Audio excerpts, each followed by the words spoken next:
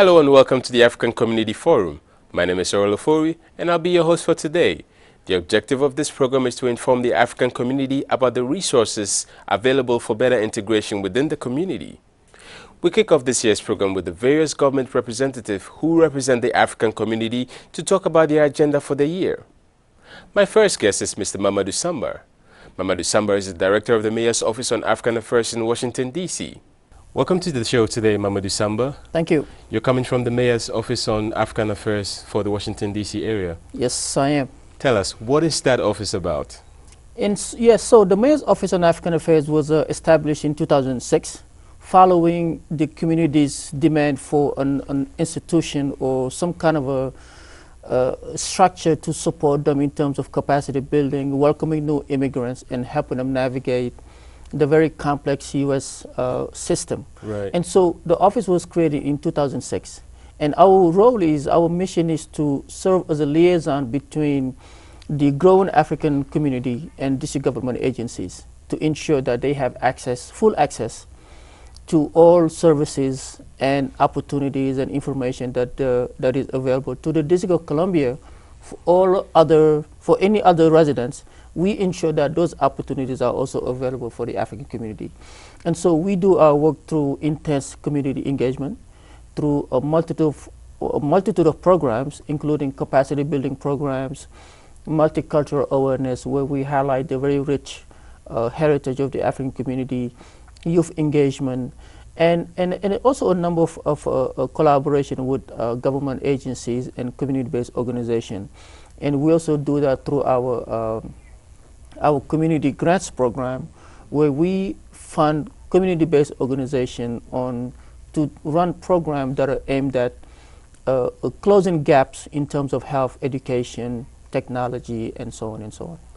Now, I know you have people helping you on this commission. Sure. Talk about the commission and the role they play in helping you execute your functions. Sure, yes. So the commission was also created at the same time as the office was created. And the commission has 15 board members from various African countries. It is very diverse when it comes to origin, language, and culture. And so the commission serves as an advisory board to the Office on African Affairs and essentially to the mayor. And their role is to bring to the attention of the office, district government agencies, the council, and the mayor on any issues that are related to the African community. Issues of abuse, where services are needed, where the challenges lay. And so they serve as advisory groups to us. And together we collectively work to address those issues through either policy, programming, and partnership with other organizations. Interesting. Now, we're in a new year, and let's do a flashback. Look at some of your accomplishments in last year, 2015. Yeah. Could you highlight some of these? Yeah, so it is a new year, and so in 2015, we've had great accomplishments. I mean, in 2015, we started with much community engagement and going out to the community and getting them involved in the mayor's budget engagement. In a sense, the mayor believes that instead of putting together your budget and asking the people, you should ask them first before you put together your budget. And so we started by getting the African community out in the community to those budget hearings to have their say on what the budget should look like. And then so we went from that and we started to engage the community. We hosted a number of events when it comes to at first there was a lot of discussion about how our community doesn't get access to grants information. So we hosted a 2-day workshop to teach African nonprofit organizations on how to research a grant, how to write a grant, how to manage a grant. And so we partnered with agencies like ABRA, which is the Alcoholic Beverage Administration, to talk to African business community on what do they need to know when running a business? Where do they go to get a license? What do they need to know about either, for example, you have some who will sell alcohol after hours. What will happen if that happens? And I'm also happy that in 2015 we hosted the very first, I think in this region, the Young African Connection Summit in partnership with Howard University and President Obama's Young African leaders who come from the continent for a 6-week training. We hosted a summit and we talked about how we need to be engaged, how we need to volunteer our time. We discussed civic engagement and how we need to make connections. And the very next day, we also hosted the very first Mandela Day of Service. I think this is the first time we've celebrated in the district, where we recruited about 85 volunteers to come in. And Nelson Mandela's was, on his birthday, he wanted it to be a day of service. Right. So we went out in the community and we volunteered, cleaned up a neighborhood. And that was the very first time we did so. And also we went ahead and we tackled capacity building. We looked at where are the gaps in our community. And technology was one of those areas where we thought, we know that there's a big gap. And so we were inspired by, the mayor talked about coding for girls. And so we launched the very first African Diaspora Coding Academy. And it's the only of its kind in the entire United States that I know of, where we partnered with the Office of the Chief Technology Officer. And we went and got other partners like Coders for Africa. And now we are training 120 Africans on how to develop mobile applications, web development, how to write HTML code, and it's very exciting. That's interesting. And so, and this is something that we sort of thought was important. And also we close out the year with the establishment of the African Community liaison unit with the police department, where we have police officers who will be working directly with us to address public safety concerns of the African community. You seem to have chalked quite a considerable amount of successes in the 2015 calendar year. We have a lot more to go. Let's look into the 2016 calendar year. What are some of your goals and aspirations for this new year? They stay the same. Our goal is to sort of grow everything we've done so far, and to strengthen our partnership with, like, Montgomery County, for example, other government agencies, because we know there's 120 Africans who live in this region, right after New York.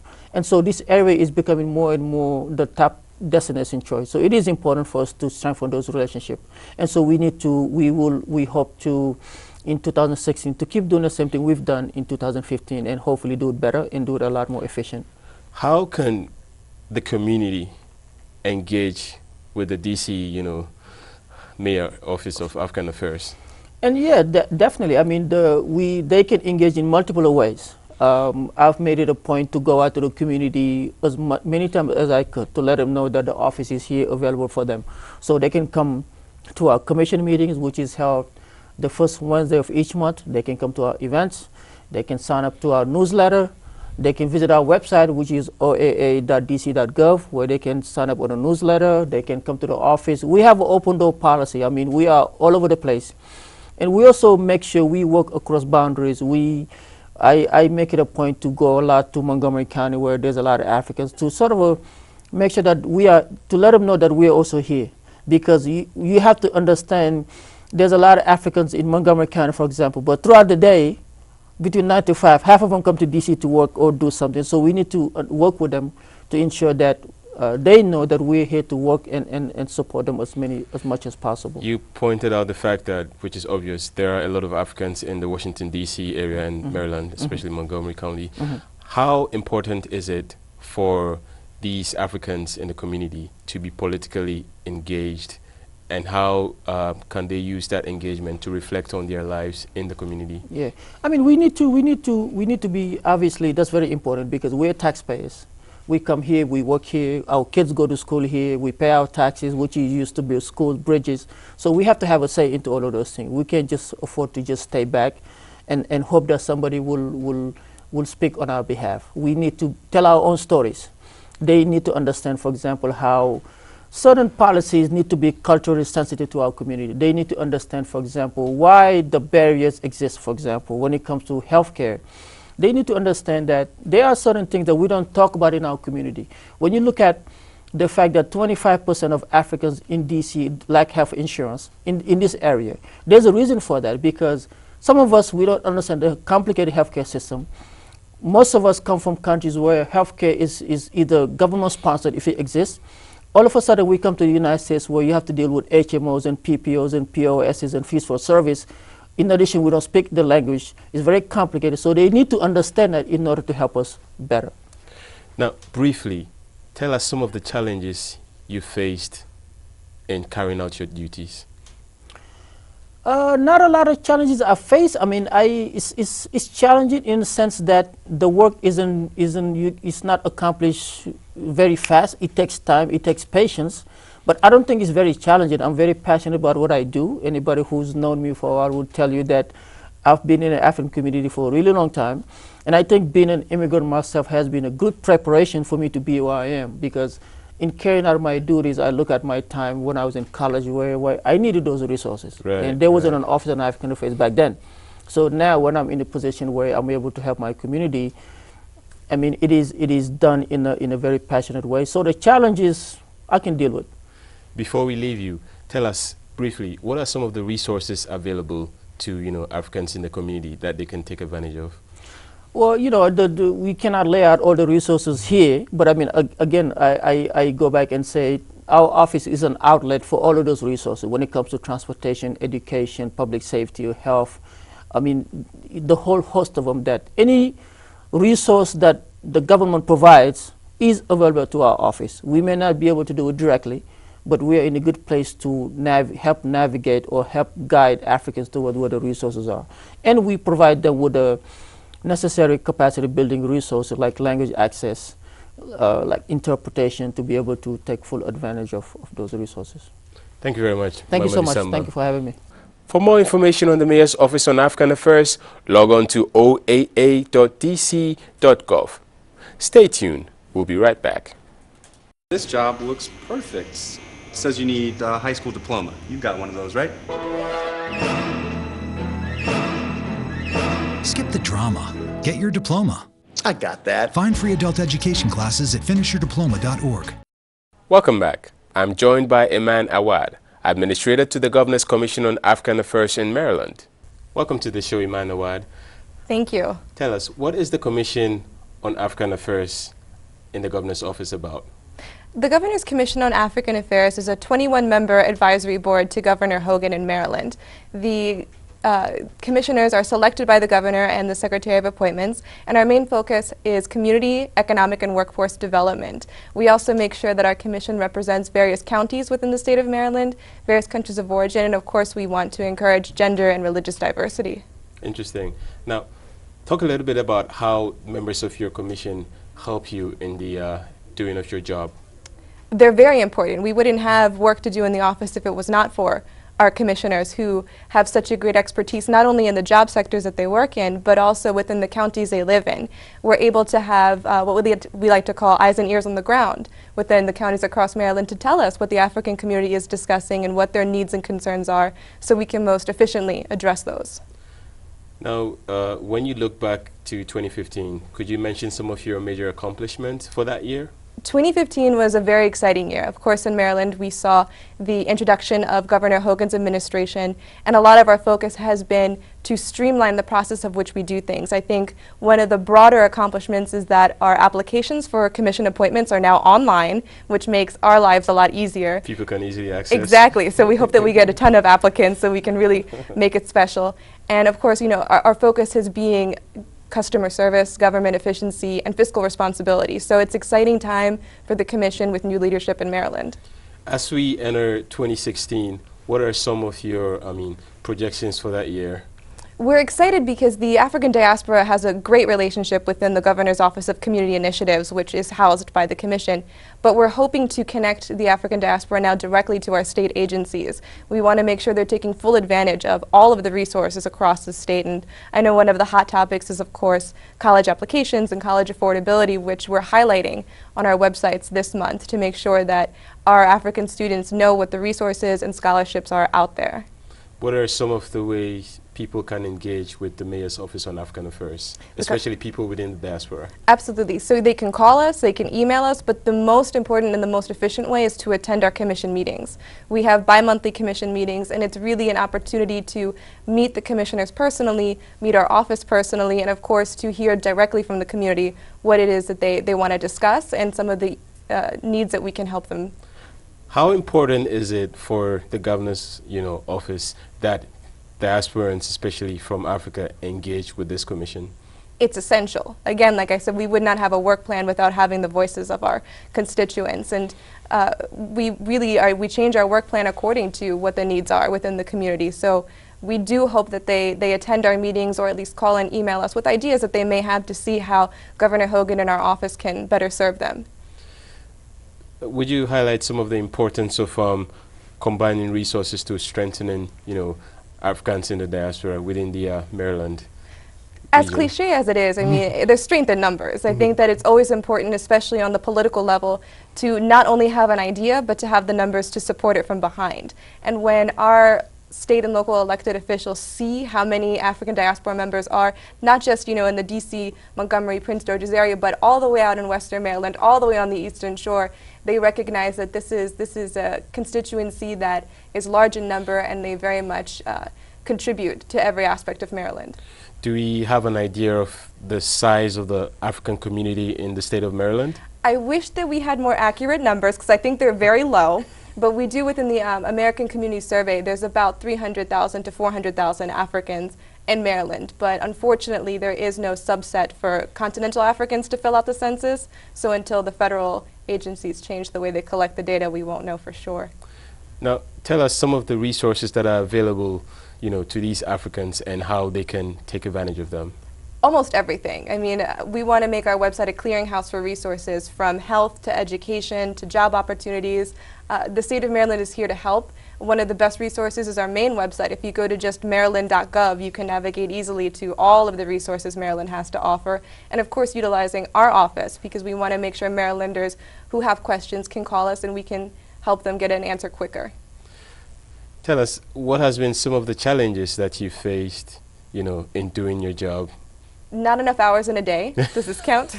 But of course, I mean, we're not so much about challenges as solutions. And I think we like to focus, especially with the Hogan administration, on how to work more efficiently and how to really focus on opportunities and solutions as opposed to the challenges.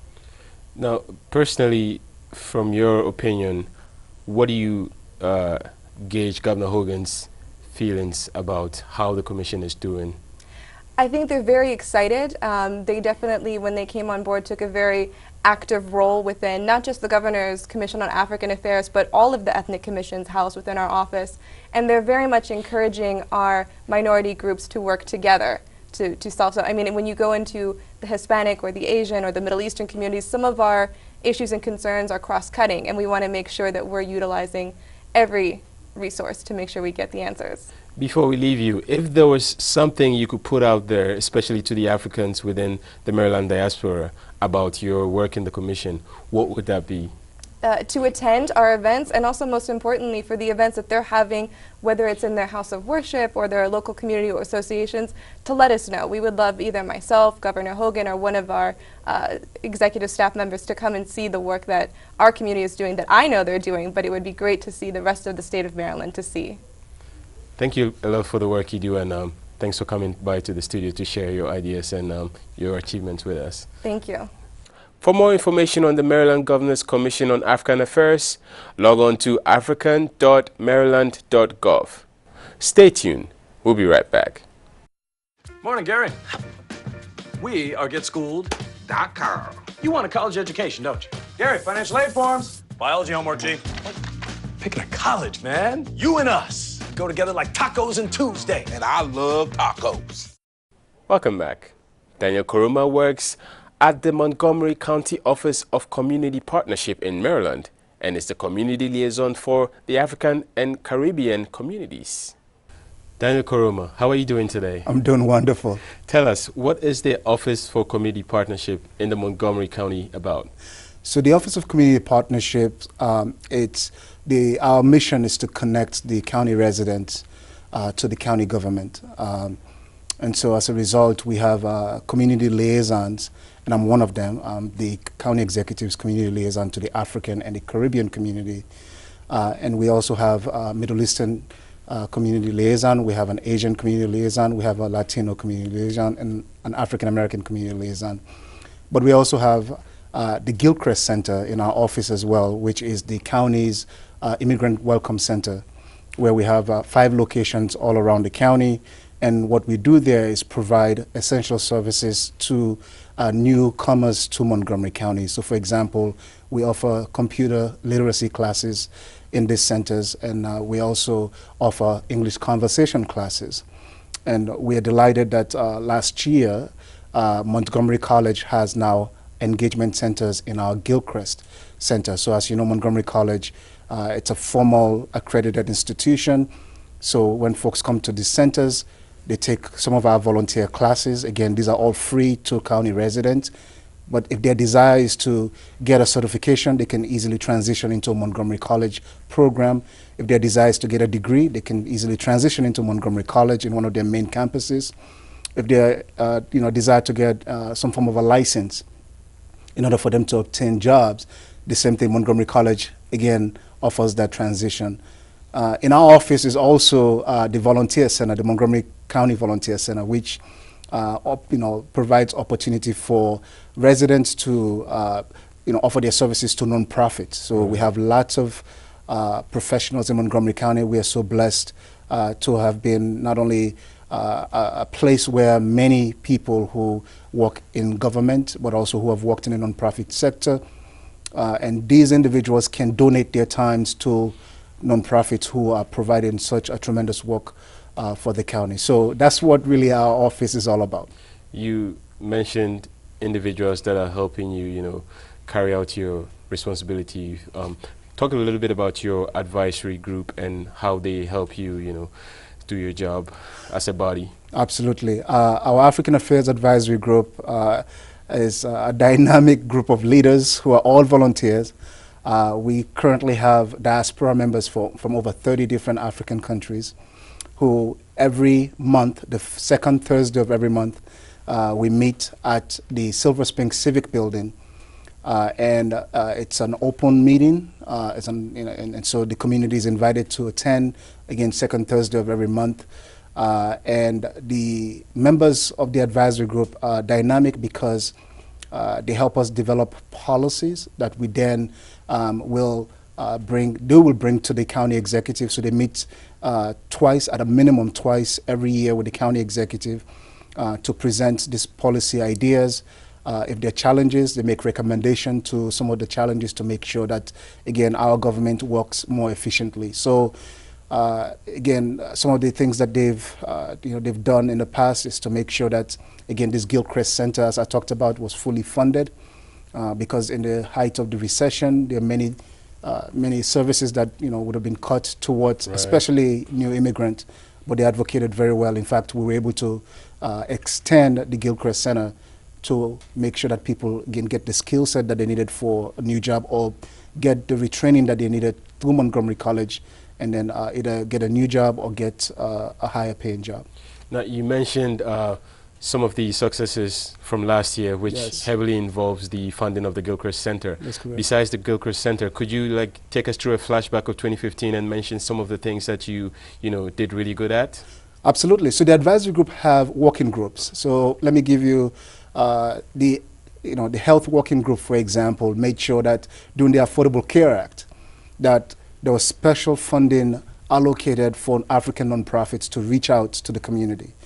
Because not only we were designated as a hard-to-reach community, because many times, when it comes to insurance, many people don't want to talk about, insurance. Or another thing that they found out was that the caregivers, right, or the nurses, they themselves did not really have insurance. Right. So some of these nonprofits became so creative to make sure that our community not only was informed, but also to make sure that they had the option to gain access to the Affordable Care Act. The Economic Development Working Group, they did such a phenomenal job. Last year we were privileged in partnership with the State Department, USAID, and Western Union.